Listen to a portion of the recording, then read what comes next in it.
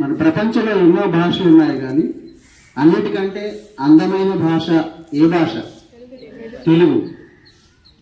అది మన మాతృభాష. అంత అందమైన భాష.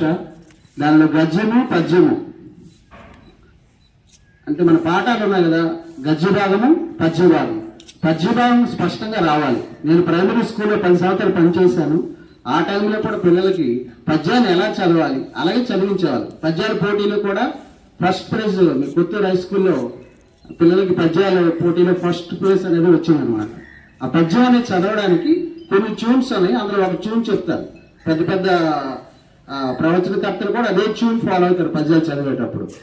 ఇప్పుడు అమ్మాయి పద్యం చదివింది, అది ఎలా చదవాలో ఒకసారి చెప్తాను.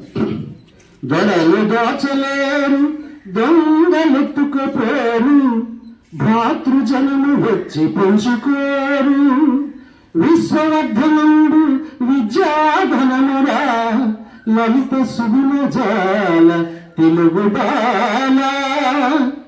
ఒకసారి వెనకనండి.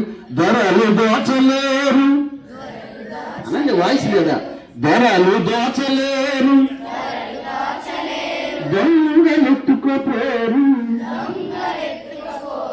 భాతృజనము వచ్చి పంచుకోరు, విశ్వవర్ధనుడు విద్యాధనమురా, లలిత సుగుణ జాల తెలుగు బాల. ఇది 5 స్వరాలు. సరిగా పదస సద పగరిస మోహన్ రాగం అంటారు. ఈ రాగం మీద చాలా పద్యాలు ప్రస్తుతం తెలుగులో ఉన్నటువంటి పండితులందరూ కూడా ఈ రాగాన్ని బేస్ చేసుకుని పద్యాలను చదువుతుంటారు. కాబట్టి అలాగే కొన్ని ట్యూన్స్ మీరు పట్టుకొని పద్యాలు చదివేటప్పుడే భావం అనేది ఎదుటి వ్యక్తికి అర్థం కావాలి. అందుకని పద్యం మనం గద్య భాగంలో చదివితే దాని విలువ ఉండదు. ఆ భాష మీద మనకి ఇంట్రెస్ట్ క్రియేట్ అవ్వాలంటే గద్య భాగానికి పద్య భాగానికి తేడా తెలుసుకొని తెలుగు చదివేటప్పుడు స్పష్టంగా, మాతృభాష మనకు వచ్చిందంటే అన్ని భాషలు వస్తాయి. అది చదివేటప్పుడు రాసేటప్పుడు స్పష్టంగా ఏ పిల్లలకైతే వస్తుందో వాళ్ళకే ఇంగ్లీష్ వస్తుంది, హిందీ వస్తుంది, అన్నీ వస్తాయి. కానీ తెలుగు భాష రానప్పుడు మనకి ఏదీ రాదు.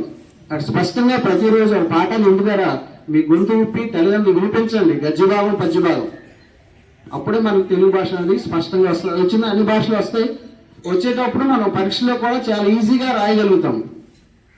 ధన్యవాదాలు. అవకాశం ఇచ్చిన అందరికీ.